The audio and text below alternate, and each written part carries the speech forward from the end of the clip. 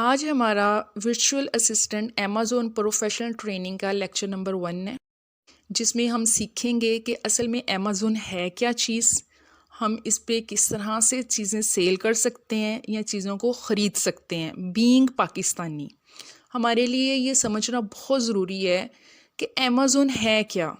इसकी मिसाल आप बिल्कुल ऐसे ले लें जैसे आपके शहरों में शॉपिंग मॉल हैं, जहाँ पे जाके आप ब्रांड की चीज़ें ख़रीदते हैं, ठीक है, या वहाँ पर आप अपने कोई शॉप रेंट पे लेके अपना ब्रांड बेचते हैं, ठीक हो गया।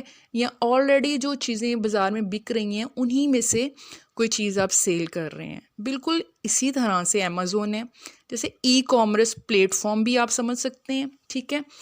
बीइंग पाकिस्तानी हम लोग अमेज़न से फ़िलहाल ख़रीद नहीं सकते, ठीक है। अगर हम सिर्फ शॉपिंग मॉल से बाहर निकल के अमेज़न की तरफ चलना शुरू करें तो पाकिस्तानी जो है उनको अभी तक अमेज़न से बाय करने की परमिशन नहीं है। या आप ये कह लें कि हम बाहर रहते हुए ओवरसीज़ कंट्रीज़ में चीज़ को ख़रीद सकते हैं अमेज़न से, लेकिन पाकिस्तान में हम नहीं मंगवा सकते पाकिस्तान में रहते हुए, ठीक है। इसमें ये होता था कि कुछ अर्सा पहले तक बाहर के मुल्क में हमारे कोई जो रिश्तेदार रहते थे या हमारे दोस्त अहबाब रहते थे, ठीक है, हम लोग उनके साथ रब्ता करते थे कि हम अमेज़न पे कोई चीज़ बेचना चाह रहे हैं, ठीक है, तो आप हमारे साथ ताउन करें, आप अपनी डिटेल्स हमारे साथ शेयर करें, अपना बैंक अकाउंट, ठीक हो गया, अपना कंपनी फॉर्मेशन के लिए उनके नाम को इस्तेमाल करना, उनके एड्रेस को इस्तेमाल करना, और बदले में क्या होता था कि आप आपस में प्रॉफिट शेयर कर लेते थे कि डिटेल्स सारी उनकी होंगी, जो ओवरसीज़ आपके दोस्त अहबाब हैं, काम आप करोगे और जो भी प्रॉफिट होगा वो आप शेयर कर लोगे आपस में 50% पे या 30% पे। लेकिन अब इसकी बिल्कुल ज़रूरत नहीं रही, क्योंकि अब हमें पाकिस्तानी डिटेल्स पर इजाज़त मिल चुकी है कि हम अपने नाम पर, अपने पासपोर्ट पर या अपने नेशनल आईडी कार्ड के ऊपर अमेज़न पे अपनी शॉप ओपन कर सकते हैं।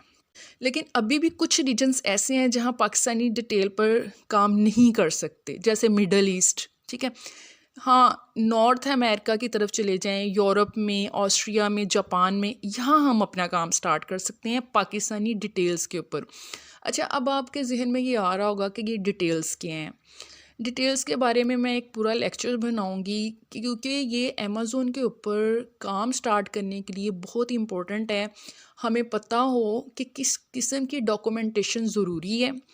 अमेज़न के ऊपर कौन कौन से वो डॉक्यूमेंट्स हैं जिनको यूज़ करके हम अमेज़न पर अपनी दुकान खोल सकते हैं या अपना ब्रांड बेच सकते हैं। फ़िलहाल आप सिर्फ यही इतना जहन में रख लें कि आपकी बैंक डिटेल्स, कंपनी फॉर्मेशंस, आपका एड्रेस वगैरह, ये सारी चीज़ें डिटेल्स में आती हैं। अच्छा जी, हमारी दुकान खुल गई, ठीक है, हमें इजाज़त मिल गई जिन इलाकों में, यूरोप में फ़र्ज़ करें पाकिस्तानी डिटेल पे इजाज़त है, हमने वहाँ पे दुकान खोल ली, कंपनी फॉर्मेट करवा ली। अब दुकान कितने तरह की होती है, एक होगी इंडिविजुअल, एक होगी प्रोफेशनल, ठीक है। इंडिविजुअल सेलिंग प्लान जो है, इन दो प्लान्स को समझना आपके लिए बहुत बहुत ज़्यादा ज़रूरी है, तभी आप आगे चल सकते हैं, ठीक हो गया। इंडिविजुअल से मुराद क्या है, इनफरादी, यानी अपनी ज़ाती डिटेल के ऊपर अपना ज़ाती नाम इस्तेमाल करते हुए हमने जो सेलिंग प्लान अडॉप्ट करना है उसे इंडिविजुअल सेलिंग प्लान कहेंगे। अब इसका हमें नुकसान क्या है कि हम इस पर पीएल लॉन्च नहीं कर सकते। पीएल मतलब प्राइवेट लॉन्च, यानी अपना ब्रांड नहीं बेच सकते, बल्कि जो पहले से लिस्टिंग मौजूद है अमेज़न के ऊपर उनके साथ ही चिपक कर जाकर सेल करते हैं। जो ऑलरेडी ब्रांड्स वहाँ पे सेल कर रहे हैं उनसे अप्रूवल्स लेते हैं अपनी कंपनी डिटेल्स के लिए कि भाई हम आपकी चीज़ सेल करना चाहते हैं, वो हमें अप्रूवल देते हैं तो हम उनसे ख़रीद के वहीं पर बेचना शुरू कर देते हैं। इसके कोई सब्सक्रिप्शन चार्जेस नहीं होते, बल्कि हर सेल पर अमेज़न आपसे एक फ़िक्स अमाउंट चार्ज करता है। हमने क्या करना है ये हमें आगे जाकर पता चलेगा, मैं अगले लेक्चर में इसमें मज़ीद आपको एक्सप्लेन करूँगी। अच्छा, होपफुली आपको इंडिविजुअल सेलिंग प्लान का पता चल गया होगा। इसका खुलासा सिर्फ इतना है कि हम इस पर पीएल लॉन्च नहीं कर सकते, ठीक है, पहले से मौजूद लिस्टिंग के साथ चिपक कर सेल करते हैं। अमेज़न कोई सब्सक्रिप्शन फ़ीस नहीं लेता, बल्कि हर सेल पर एक फ़िक्स अमाउंट चार्ज करता है। अब आ जाएं दूसरे प्लान के ऊपर, प्रोफेशनल सेलिंग प्लान पे। प्रोफेशनल सेलिंग प्लान जब हम साइन अप करते हैं तो अमेज़ोन हमसे एवरी मंथ 39.99 पाउंड चार्ज करता है, चाहे हम कुछ बेचें या ना बेचें। उसने हमसे कह देना कि भाई आपको मैंने शॉप रेंट पे दे दी है, मैंने अपना रेंट लेना ही लेना है, आप चाहे इसको अच्छा चलाएं चाहे बुरा चलाएं। अच्छा, इसका सबसे बड़ा बेनिफिट क्या है? इसका सबसे बड़ा बेनिफिट ये है कि हम इस पर अपना ब्रांड लॉन्च कर सकते हैं और ऑलरेडी लिस्टिंग को भी सेल कर सकते हैं। यानी लॉन्ग टर्म चलने के लिए हमेशा प्रोफेशनल सेलिंग प्लान चूज़ करना चाहिए। अच्छा, अब आप लोग ये पूछेंगे कि प्रोफेशनल सेलिंग प्लान के अंदर भी हम अगर ऑलरेडी लिस्टिंग को सेल कर सकते हैं तो हम ये इंडिविजुअल की तरफ भी क्यों जाते हैं?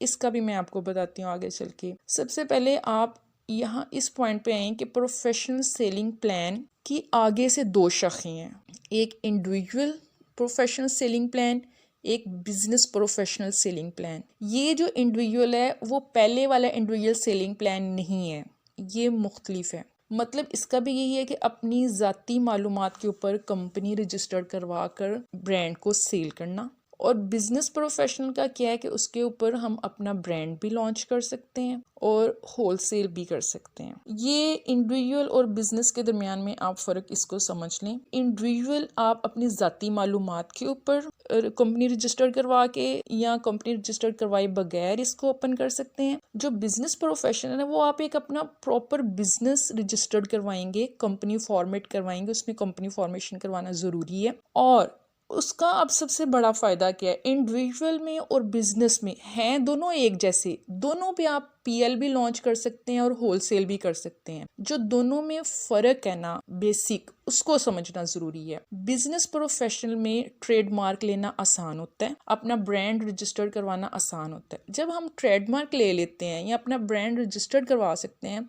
तो फिर कोई दूसरा बंदा आके आप पे क्लेम नहीं कर सकता कि भाई आप मेरे ब्रांड की चीज़ बेच रहे हो।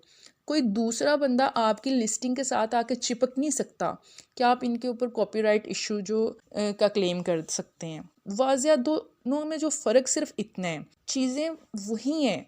पीएल लॉन्च आप इंडिविजुअल पे भी कर सकते हैं, बिजनेस पे भी, होलसेल भी आप दोनों पे कर सकते हैं, लेकिन बिजनेस प्रोफेशनल के ऊपर ट्रेडमार्क लेना ज़्यादा आसान होता है। लेकिन मैं नए जो न्यूबीज़ हैं अमेज़ोन के बिज़नेस में आए उनको रिकमेंड करूँगी कि वो इंडिविजुअल प्रोफेशनल से स्टार्ट करें। उसके लिए आपको किसी इन्वेस्टमेंट की ज़रूरत नहीं होगी, कोई कंपनी रजिस्टर्ड नहीं करवानी पड़ेगी। ठीक हो गया, आप इजीली जब इंडिविजुअल प्रोफेशनल प्लान के ऊपर काम करें, ऑलरेडी जो ब्रांड सेल कर रहे हैं उनकी अप्रूवल्स लें, उनको सेल करें, और जब आपको लगे कि अब आप चल सकते हैं, आपको अमेज़ोन के सारे जो हिडन सीक्रेट्स हैं उनकी समझ लग गई है, उसकी टैक्सेशन वगैरह की समझ लग गई है, तो फिर आप अपना बिजनेस जो है वो रजिस्टर्ड करवाएं, एक कंपनी बनवाएं और अपना इंडिविजुअल अकाउंट जो ऑलरेडी चल रहा है उसी को अपग्रेड कर लें। आपको बिजनेस रजिस्टर्ड करवा के नए सिरे से अकाउंट बनवाने की ज़रूरत नहीं पड़ेगी, बल्कि आपके अमेज़ोन सेलर सेंटर के अंदर ऑप्शन होता है कि आप अकाउंट को किसी भी वक्त इंडिविजुअल से बिजनेस पर अपग्रेड कर सकते हैं और बिजनेस से इंडिविजुअल के ऊपर डाउनग्रेड कर सकते हैं। ये था आज का लेक्चर। उम्मीद है कि यहाँ पे आपको अच्छे तरीके से समझ आ गई होगी कि अमेज़ोन क्या होता है, हम इस पर किस तरह से सेल करना शुरू कर सकते हैं, इस पर कितनी तरह की दुकान होती है। अब अगले लेक्चर में हम देखेंगे कि इन दुकानों को शुरू करने का प्रोसेस क्या है, आसान अल्फाज में, कि हम लोग अमेज़ोन पे आ तो गए हैं, ठीक है, हमने एक प्लान भी चूज़ कर लिया, इंडिविजुअल प्रोफेशनल चूज़ कर लिया या बिजनेस चूज़ कर लिया। अब हमने अगले स्टेप्स पे क्या करना है, डिटेल्स क्या होती हैं, कंपनी फॉर्मेशन क्या होती है, यूके यूएसए या जिस रीजन में आप काम कर रहे हैं उसका बैंक डिटेल क्या होती है, इसके बारे में मैं आपको बताऊंगी अपने अगले लेक्चर में। तब तक के लिए इजाज़त दीजिए। Thank you. अल्लाह हाफिज़।